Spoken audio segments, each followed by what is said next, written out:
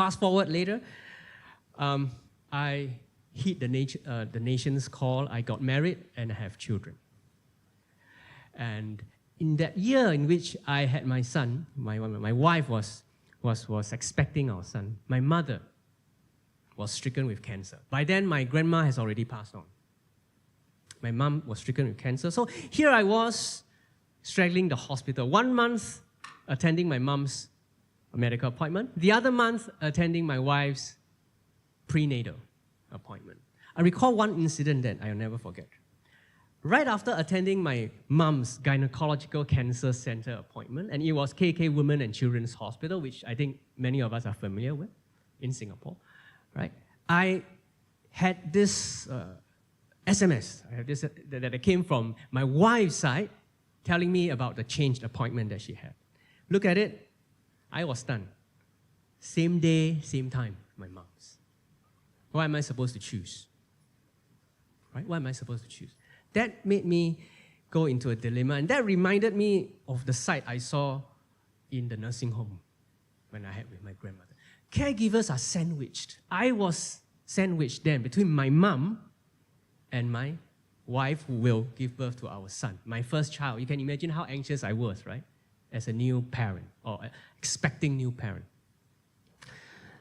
And unfortunately for me at first, my attempts to try to change either one of those appointments didn't succeed.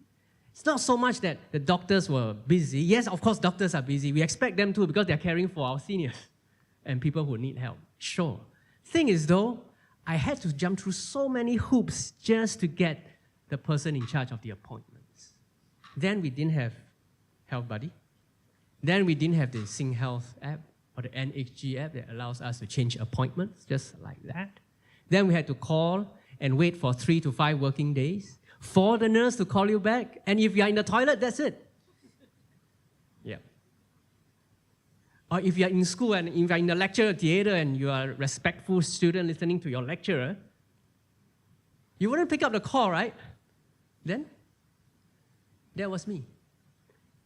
So in 2018, fortunately, I was able to ask my brother, my younger brother, to attend my mom's appointment. He was actually overseas.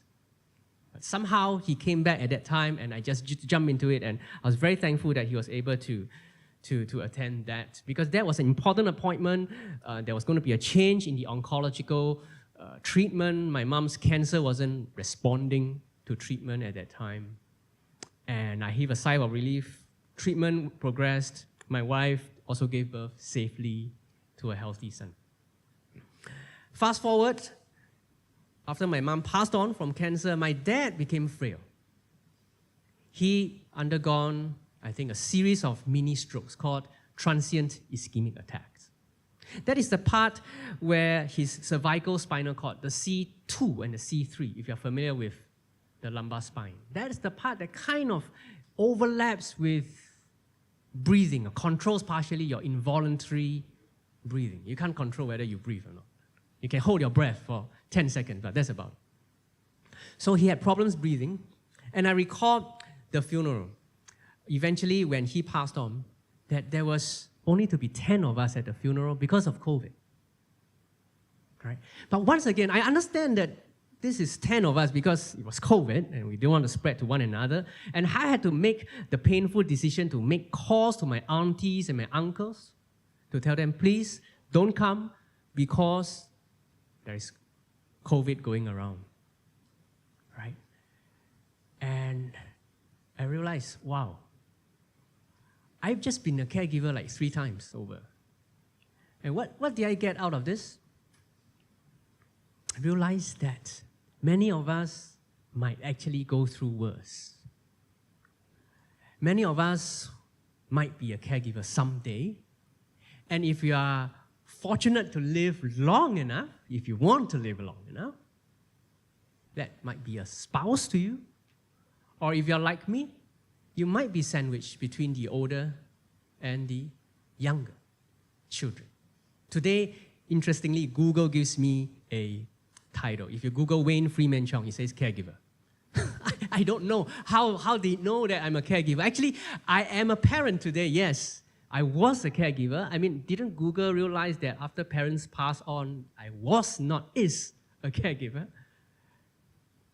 So perhaps they somehow found my story on LinkedIn. That's why. So today, I'm here because I'd like us to think about this. If each of us has a chance to be caregiver, wouldn't it be necessary for us caregivers to be connected, not just to our patient, but to the system that is supposed to help the patient and to help us? That is what Lei Chu called earlier as constituencies of care. We're talking about a system that's bigger than just the healthcare system. Some of us from healthcare, you probably have heard of this thing called the RHS, yes? Regional Health Systems. It is a phenomenon in Singapore that started about 20 plus years ago. From, is it 6, it became 3. And today we have the National Healthcare Group, the National University Hospital System, and the SingHealth system, right? That's the RHS to us. Okay? Now, the constituencies of care goes beyond healthcare systems to our welfare organizations, to our caregiver support, to our social service agencies. That is the linkage that now is missing that we want to build in 2 ways. 1, the actual processes, and 2, the digitalization.